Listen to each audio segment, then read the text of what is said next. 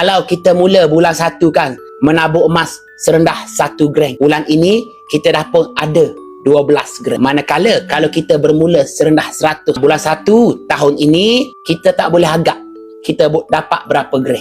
Sebab apa? Sebab harga emas berbeza-beza. Jangka masa pendek, harga emas ada naik turun sikit.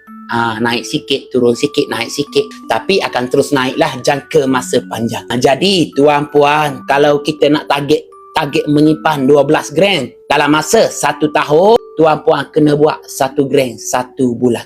Tak salah kita menabung serendah 100. Itu pun terbaik. Sebulan 100, 200, 300. Itu terbaik. Cuma kalau kita nak mudah agak, berapa simpanan kita? Setahun, kita buat tabungan emas serendah 1 gram 1 bulan.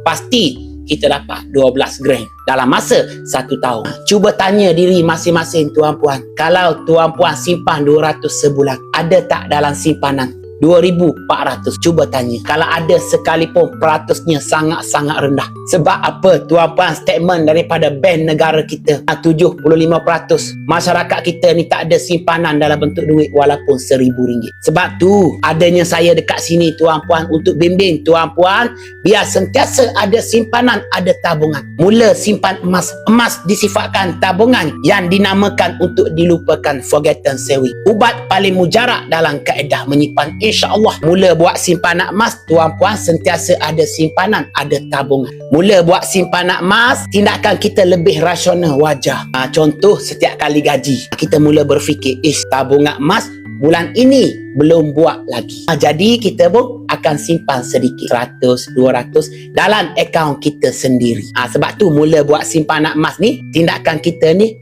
lebih rasional, wajar, lebih pandai daripada sebelum ini. Simpanlah sikit dalam akaun emas, 100, 200, selebihnya kita belanja. Sebab tu kena mula. Sebab tu pergi dekat profile TikTok saya, follow saya, tengok konten-konten saya, isi bit biru yang saya tinggalkan dekat video-video saya.